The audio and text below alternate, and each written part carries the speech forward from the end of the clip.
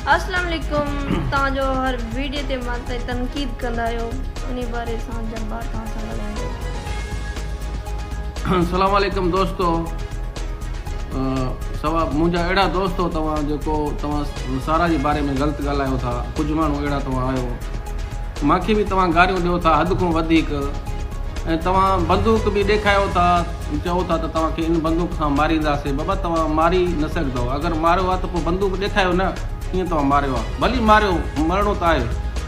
तव्हां मूंखे मारींदव न, मां कंहिंजो दुश्मन आहियां बि न, तव्हां छो मारींदव। अरे इन ॻाल्हि खे छॾ। ॿी ॻाल्हि इहो आहे, हिकिड़ो सूअर जेको कमु करी हो सारा जो वीडियो नेट ते चाढ़ियो, उहो त सूअर थी वियो आहे, उनखे छॾ। ऐं जेके तव्हां ॿिया माण्हू हो उहो वीडियो खे वरी ॿीजा ते मोकिलियो था, दोस्त वटि, संगत वटि, या मीडिया में तव्हां मथे चाढ़ी छॾियो था, शेयर कयो था। तव्हां कुझु इहो सोचियो, तव्हां मुसलमान आहियो या न आहियो। हल ठीकु आहे, इन ॻाल्हि खे बि छॾो। तव्हां हिन जा जेको ख़राबु वीडियो तव्हां ॿिए ॾे मोकिलियो था, हिकु तव्हां सोचियो, हे जेको इंसान जो मुंडी हूंदो आहे अलॻि अलॻि हूंदो आहे। सारा जो मुंडी आहे अलॻि, मुंहिंजो मुंडी अलॻि, तव्हांजी भेण जो मुंडी अलॻि, तव्हांजी माउ जो मुंडी अलॻि।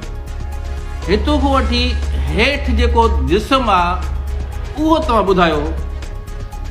सारा जी ऐं तव्हांजी माउ जी ऐं तव्हांजी भेणनि जो को फ़र्क़ु मूंखे ॿुधायो। जेको हितां खां वठी हेठि हिसो आहे उहो फ़र्क़ु मूंखे ॿुधायो। सारा ऐं तव्हांजी माउ जो, तव्हांजी भेणनि जो, तव्हांजी धीअनि जो, तव्हांजी ज़ालनि जो, उहो फ़र्क़ु मूंखे ॿुधायो त उन फ़र्क़ु छा आहे। तव्हां कीअं हिन जा वीडियो अॻिते मोकिलियो था। तव्हांखे मुस्लमान कंहिं कयो आहे, कुझु सियाणो थियो, तव्हां अॻ में मोकिलिया हो त मोकिलिया, तव्हांखां ग़लती थी वियो आहे। हाणे महिरबानी करे इन्हनि खे अॻिते न मोकिलियो। मां FI ॾे वियमि, केस कयमि। हाणे तव्हांजो मथां कार्रवाई थींदो, ऐं जेको वीडियो मोकिलंदो उनजो मथां थींदो, जेको वीडियो हलाए थो उन्हनि जे मथां बि थींदो। तव्हांखे फ़ाइदो छा मिले थो। हल ठीकु आहे, तव्हां वीडियो मोकिलियो था, अॻ में तव्हां फ़ाइदे जी ॻाल्हि ॿुधायो त असांखे वीडियो मोकिलण में कुझु इनाम या केक या बिस्कुट या को रोकड़ा तव्हांखे मिले थो।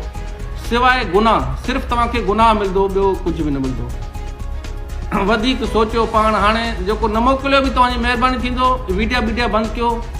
तव्हां अॻिते वीडियो मोकिलंदो, हाणे तव्हांजो कानूनी कार्रवाई थींदो।